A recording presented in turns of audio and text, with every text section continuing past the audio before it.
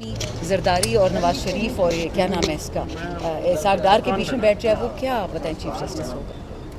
تو نئے chief justice کے انتخاب کے عمل کو آپ کس نظر سے دیکھتی ہیں؟ دیکھیں، جس طریقے سے لوگوں نے آئین کو بدلا ہے اسی طور طریقوں سے پھر انہوں نے چیف جسٹس کو بھی بدلا، تو اس طریقے کا تو میں کچھ نہیں کر سکتی۔ جب آئین انہوں نے غیر قانونی طریقے سے کیا، لوگوں کو اٹھایا، دھمکایا، کسی کو پیسے دیے، کسی کو خریدا، تو وہ شرم کی بات تھی۔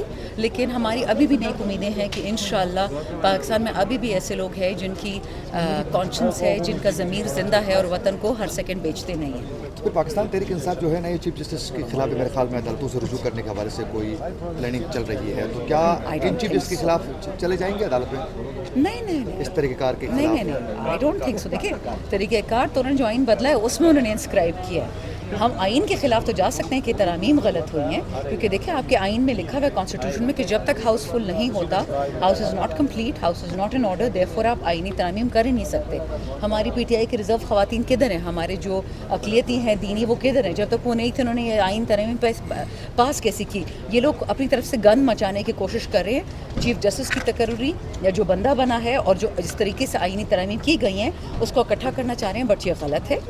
ہمیں کوئی لینا دینا نہیں چیف جسٹس سے، ہمیں تو آئینی ترامیم پہ گلا تھا ہے اور آگے بھی رہے گا۔ بشرا بی بی کے اس وقت جس طرح ان کو رہا کیا گیا ہے 9 مہینے کے بعد، کیا پاکستان تحریک انصاف کو کوئی ریلیف ملنا شروع ہو چکا ہے؟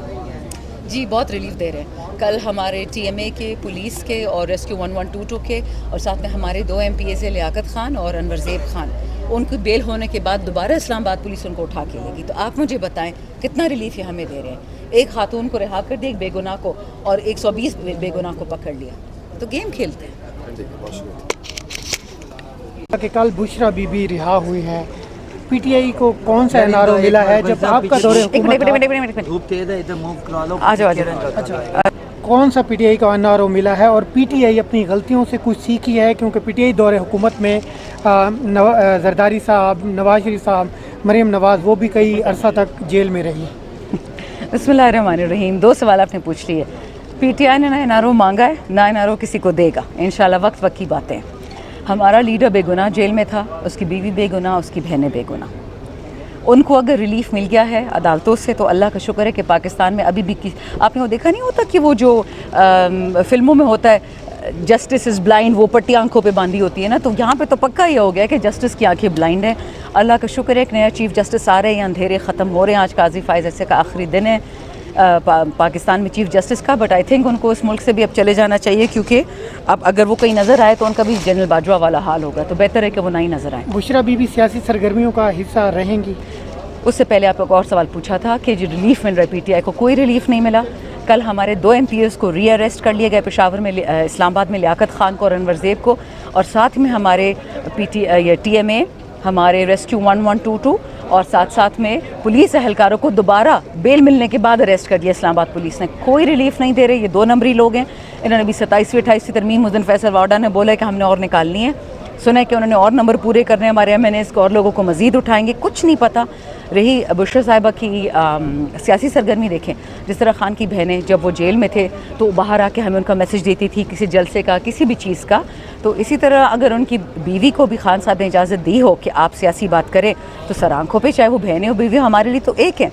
البتہ کل عمیر نیازی بھائی جو MNA ہیں ہمارے میاں والی سے، انہوں نے یہ بات کہی، ان سے سوال کسی نے پوچھا تو انہوں نے کہا کہ دیکھیں خان صاحب نے اپنی نہ بہنوں کے لیے نہ اہلیہ کے لیے کبھی بھی اپنی فیملی کو انکریج نہیں کیا کہ وہ سیاست میں آئیں، اور اسی سیاست ان کو نہیں پسند۔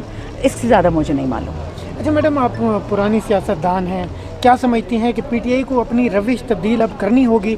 یہ جو دھرنا احتجاج کی سیاست سے نکل کر پھر خان صاحب کا کوئی نیا راستہ نکالنا ہوگا جس سے وہ باہر آ سکیں؟ دیکھیں ماشاء اللہ جو خان کا اصلی فالوور ہے وہ جھوٹ نہیں بولتا، ڈرامہ نہیں کرتا، قتل نہیں کرتا، ملیٹنٹ ونگ نہیں بناتا، چوری نہیں کرتا، بھتے نہیں لیتا۔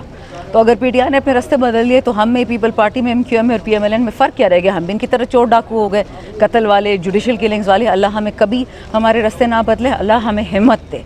مار کھانی ہے، گولیاں کھانی ہے، کھا لیں گے، لیکن ملک کو صحیح راستے پہ لے کے آنا ہے۔ اور میں ہمیشہ لوگوں سے کہتی ہوں، اب لوگ بور بھی ہو گئے اس سے، بٹ آپ کے بچے جب بڑے ہوں گے نا، ان کو یہ بات ان کا ہوگا احساس کہ ہم نے پاکستانی بچوں کے لیے وہ پاکستان چھوڑنا ہے جو غریبوں کا پاکستان نہ ہو، ایک مالدار طبقہ، ایک بہت بڑا غریب طبقہ اور ایک چھوٹا سا متوسط طبقہ۔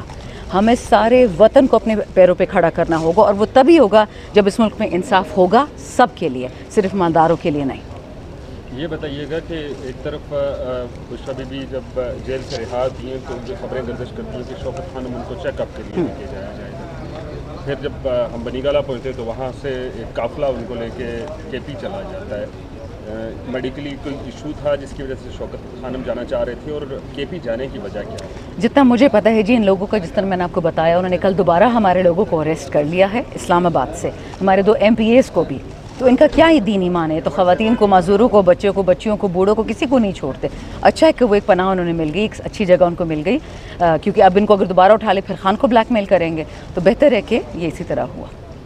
Thank you finished.